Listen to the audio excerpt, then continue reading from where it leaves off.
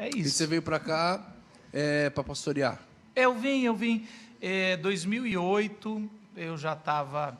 Eu comecei meu ministério em 2002, assim, que eu me formei em teologia, e eu viajava pregando, né? A gente ia em congressos da Juventude Batista, Assembleia de Deus, Presbiteriano, tudo quanto congressos a gente ia, e eventos, e eu encontrei uma carioca linda, morena, desses congressos aí da Juventude Batista.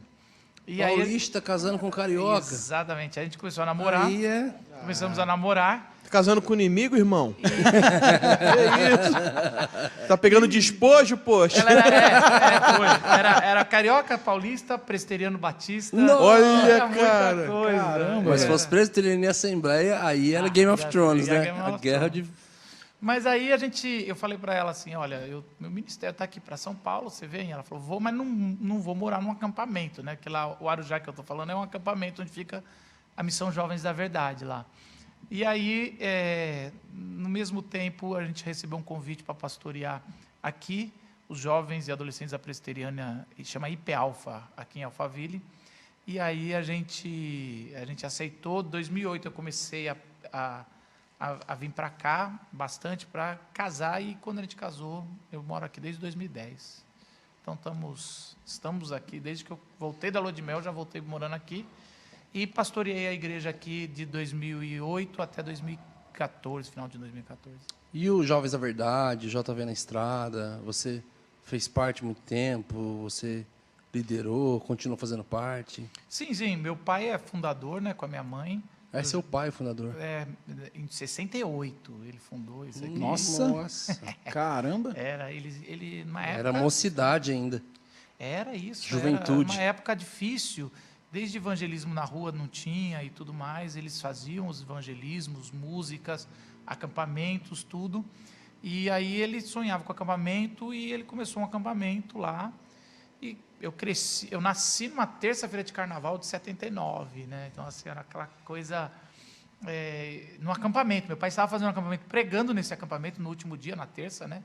E um dos equipantes ali levou minha mãe para o hospital. Caramba. E aí, nesse nível. Então, eu cresci já nessa coisa de acampamento, de carnaval, de crente, tudo isso.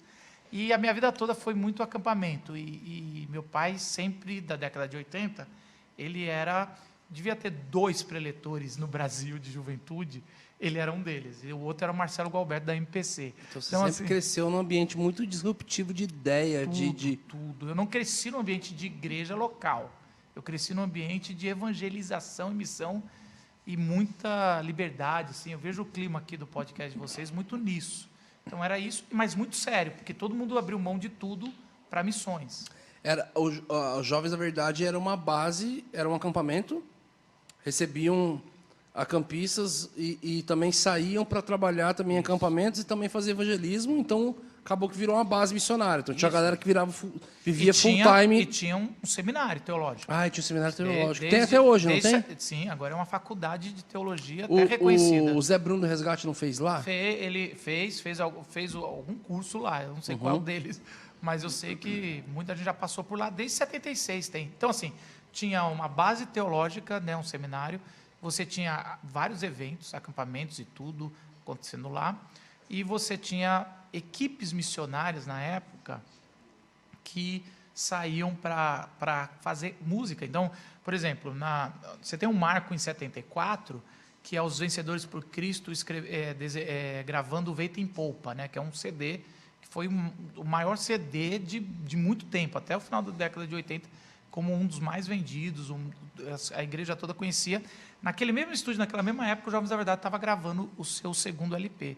Então, assim, na década de 70, você tem 8 LPs do Jovens da Verdade, que era muito forte, falando do Brasil, porque não tinha isso, esse estilo de música um pouco mais, vamos dizer assim, os conjuntos não eram assim, né?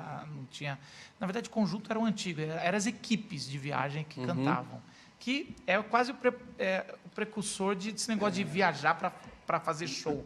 Mas não tinha show, era nas igrejas ou era nas praças. Nas praças aconteceu muito isso. Estou contando isso porque eu sei que vocês também gostam da história da música, né? Muito. Estão com um projeto bacana aí. 8 discos. E teve músicas que tocaram a nação toda, que ficaram conhecidas? Quais? Você lembra? Cara, na época, sim. Sim. Você tem é que assim, eu nasci no final disso, né? Assim, Então, assim, eu só sei da memória.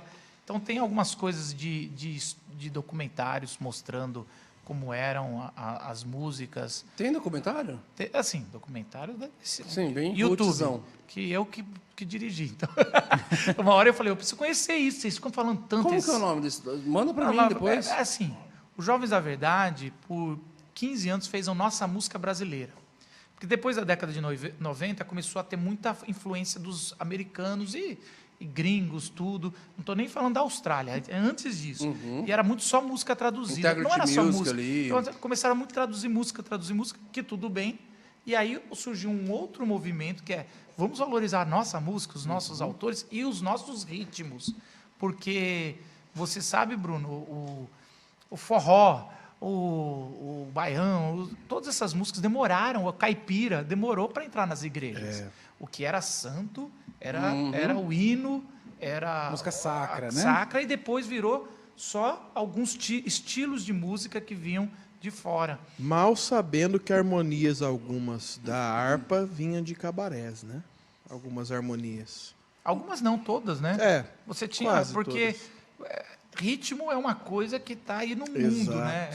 Tá espalhado, está no mundo, e aí você vai começar a cantar, você tem que aterrissar em alguma Buscar alguma fonte, né? fonte, Sonora. alguma fonte sonora, algum ritmo. Então, assim, é lógico que tem ritmos, não sei, aí não é nem minha área, mas tem ritmos que é mais fácil criar um clima de adoração no estilo que a gente tem, outros não tanto, né?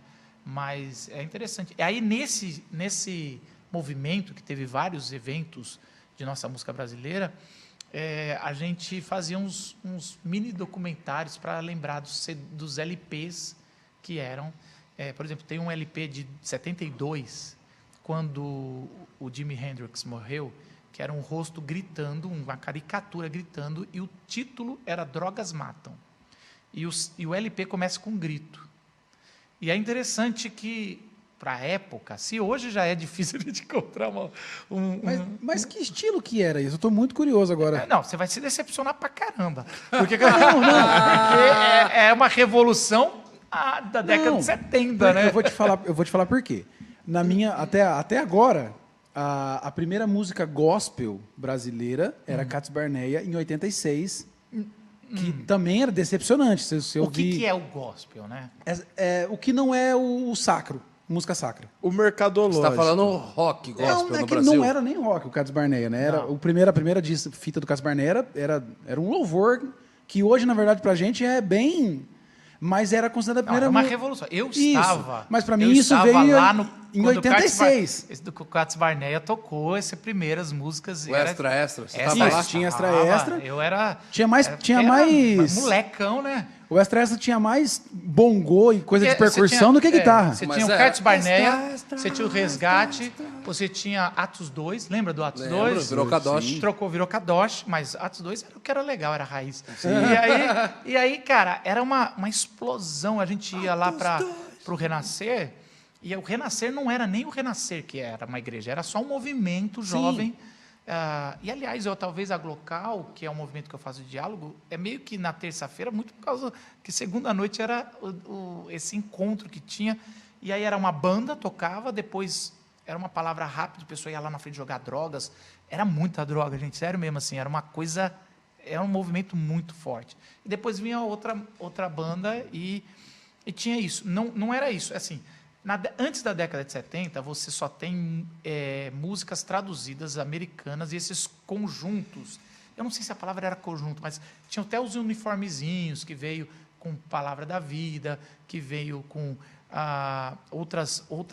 Você tinha a congregacional. Então você tinha isso. Depois começou a surgir com os Jovens da Verdade e o Vencedores por Cristo, essas músicas feitas por brasileiros e com um pouquinho mais, era uma ruptura ali, que a gente talvez não perceba, mas quem é músico sempre fala isso, até a década de 80. Então, a década de 70 foram essas dois conjuntos ali, 2 grupos que eram ainda feitos, mas tinha um órgão mais pesado, mais pegado, a bateria vinha...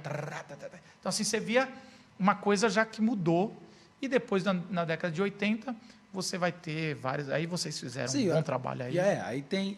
Isso que eu tô falando, porque até então a música cristã no Brasil era hinos da harpa... Então, isso é um erro, Medina. Não é isso? Não é. A gente costuma puxar